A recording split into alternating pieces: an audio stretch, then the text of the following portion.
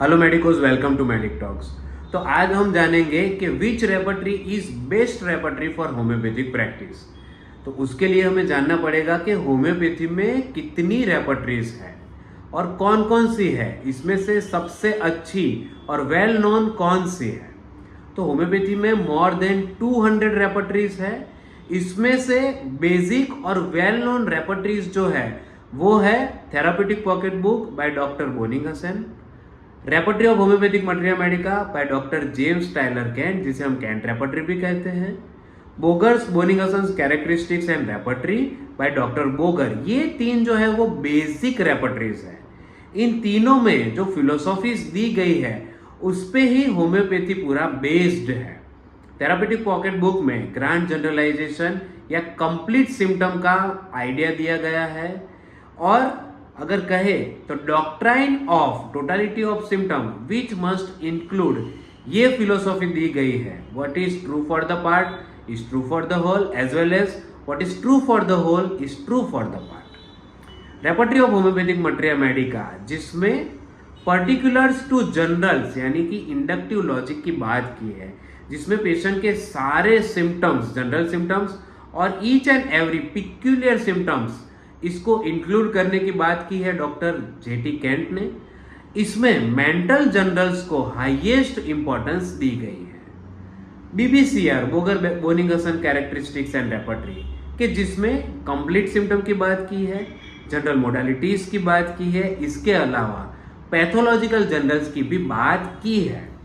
तो बीबीसीआर जो है वो एक तरह से थेरापेटिक पॉकेट बुक और कैंट रेपर्टरी, ये दोनों के ऊपर बेस्ड है।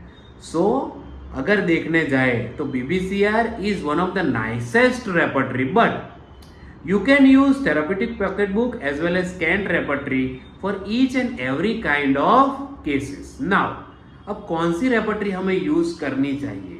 बहुत सारे स्टूडेंट्स कहते हैं कि सर मैं हर एक केस में कैंट रेपर्टरी यूज करता हूं, तो कई केसेस में रिजल्ट मिलते हैं, कई केसेस में रिजल्ट नहीं मिलते हैं। तो उसका आंसर ये है कि आपका केस जिस प्रकार का होता है, आपके केस की जो टोटालिटी ऑफ सिम्टम्स है वो जो रिफ्लेक्ट करती है, उसी हिसाब से आपको रेपर्टरी सिलेक्ट करनी चाहिए। अगर आपकी टोटालिटी में कंप्लीट सिम्टम्स आते हैं या कंकॉमिटेंट्स आते हैं तो आपको थेरापेटिक पॉकेट बुक यूज करनी चाहिए। अगर आपकी टोटालिटी ऑफ सिम्टम्स में मेंटल जनरल्स ज्यादा है तो आपको कैंट रेपर्टरी यूज करनी चाहिए। और अगर आपकी टोटालिटी में पैथोलॉजिकल जनरल्स या टाइम एग्रावेशन या फिर जनरल मोडालिटीज ज्यादा है तो आपको बीबीसीआर बोगर बोनिंगसन कैरेक्टरिस्टिक्स एंड रेपर्टरी, ये रेपर्टरी यूज करनी चाहिए। नाउ अब बात आती है number of rubrics and number of remedies. तो हम जानते हैं कि ये तीन रेपर्टरीज जो है वो बहुत ही अर्लियर टाइम में, होम्योपैथी की जब शुरुआत हो रही थी उस टाइम में और मिड टाइम पे दी गई है। आज के एरा के कंपैरिजन में ये तीनों रेपर्टरीज में नंबर ऑफ रूब्रिक्स आपको कम मिलेंगे और नंबर ऑफ रेमेडीज भी कम मिलेंगी। तो इसके लिए मॉडर्न टाइम रेपर्टरीज है जो है synthesis repertory by doctor Frederik Schroyens, complete repertory by doctor Roger van Zandvoort and Murphy repertory by doctor Murphy. ये तीनों रेपर्टरी में मेज ऑफ रूब्रिक्स है और नंबर ऑफ मेडिसिन भी वो पुरानी तीन के कंपैरिजन में ज्यादा है। नाउ तो ये हो गई बेसिक 6 रेपर्टरीज फॉर प्रैक्टिसिंग होम्योपैथी। तो ये जो मॉडर्न रेपर्टरीज है उसके बारे में मेरा ऐसा मानना है कि डे बाय डे सिम्टम्स बढ़ रहे हैं मटेरिया मेडिका में, डे बाय डे नई नई चीजों का प्रूविंग हो रहा है, ड्रग प्रूविंग हो रहा है। तो उसी के हिसाब से ये तीनों रेपर्टरी में number of rubric, number of drugs ज्यादा मिलेंगे आप। लेकिन मेरा ऐसा मानना है कि मटेरिया मेडिका जो है उसमें कोई भी ड्रग प्रूव होगी तो वो पैथोलॉजिकल प्रूविंग तक नहीं जाएंगी। तो ऐसा कभी भी नहीं होगा कि मटेरिया मेडिका भी कंप्लीट बने और कोई रेपर्टरी भी कंप्लीट बने। तो रेपर्टरी को अगर आपको यूज करना है तो लॉजिकली ही यूज करना पड़ेगा। तो आप पुरानी 3 रेपर्टरी भी यूज कर सकते हैं एज वेल एज मॉडर्न रेपर्टरीज भी यूज कर सकते हैं। ऐसा नहीं है कि आप पुरानी रेपर्टरी को भूल जाओ और ना करो। ये जो भी एक्सक्यूज देते हैं, ऐसा कोई भी एक्सक्यूज अगर कोई देता है तो वो टोटली रॉन्ग है।